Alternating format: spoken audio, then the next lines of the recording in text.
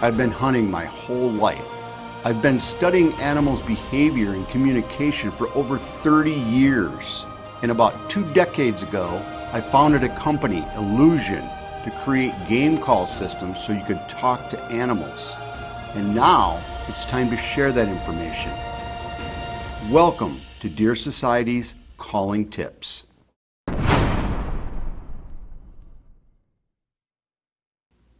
So when it comes to calling deer and using an actual doe bleat, what can I do to help myself actually get a deer?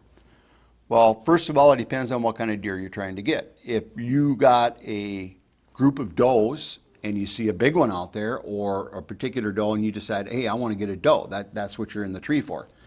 You're going to do something a little bit different than you might do if you were trying to actually call a buck in. Now, keep in mind when you're interacting as a doe to other does, that in itself can bring a big buck in. So be aware that just because you're not talking directly to a buck doesn't mean you're not bringing a buck into your situation, because that happens all the time. In fact, I'll use that tactic. So one of the things that I'll do and that I like to do to bring a doe into my tree, for whatever reason, if it's because I want her close by for a live decoy and because I know a buck's going to be coming out, or if I want to shoot her.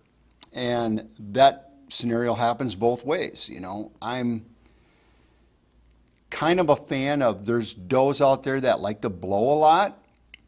And if they're older and they're out there, you know, that's brutal to me. I see that and I'm like, oh man, I'm pretty much wrecked my hunt, right? So that's why scent control is huge. But beyond that, if I start to kind of recognize a specific doe and she's older, they tend to know where your tree stands are. Sometimes they'll figure out, you know, something's not right a little bit easier. And I'm not afraid to shoot that doe in a heartbeat. I'll shoot that doe. Okay. So if that scenario is there and I'm not actually hunting a specific buck and I decide I'm going to shoot that doe, what I'll do is I'll challenge her, okay? Because typically that doe is an older doe in the hierarchy or in the pecking order, if you will. And so if there's other does in the area, what I'll do is I'll pretend like, all right, who's out here? You know, I'm the boss here. I'll kind of challenge her and make her mad. So what I'll do is I'll do a lower doe bleat. I'll slide my modest slide down into that lower doe range, right about middle, right about where the doe is sometimes is a good one. But anywhere in that doe range, and I'll just do a, just like that, like, hey, I'm over here, where are you? And you'll get that doe to, usually if she's the boss doe or whatever, she'll react to that, you know, and she'll swivel her ears, she'll look up and whatever, and then she'll go back to eating. And then make sure you're doing this not directly at the deer. Anytime you call at a deer, remember, they got those big radar ears and they can pinpoint exactly where that sound's coming from. So if you're up in a tree blowing right at her, she's going to identify, oh, that's up in that tree. Now you're done. Okay? A lot of people don't realize that's such a huge thing. Rarely ever will I ever call at a specific deer, any deer. That's just one of the worst things you can do in most cases. There's a reason you can do that at some time, but we're not going to get into that. Almost 99% of the time you don't want to do that.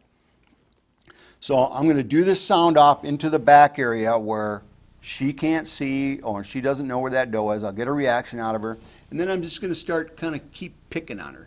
Maybe she'll lift up, maybe she'll do a doe bleat. And if she does, that's great. Now you can kind of go back at her.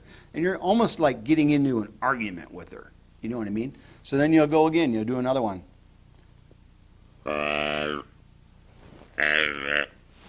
Something like that maybe, like, you know, add a little inflection, add a little emotion to it. You don't have to do that, but just something a little bit louder, something a little bit different.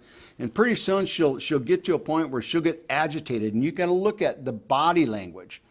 If you get her agitated and you get her worked up, or she just kind of, maybe she even pops her foot, and she'll start to work her way toward there, wondering what in the world is going on. And it may take 5 minutes, 10 minutes, 15 minutes, but she'll end up coming up here like, who the heck are you? You know, what's going on? And in most cases, you're going to be able to put an arrow on that deer in 5 to 10 yards away. So that's one great scenario on how to use a doe bleat in order to get a deer into your stand. With the extinguisher game call, we changed the way that the industry looks at grunt calls. I don't think there's anything else anywhere near the performance level that this call can produce. When you can full a mature whitetail like that, your possibilities are really endless when you head to the woods. I use the extinguisher and the black racks. They're fantastic, and I would not go in the woods without them in my arsenal. The extinguisher deer call and black rack rattling system are the highest rated deer communication systems of all time. Get yours today at illusionsystems.com. Order now.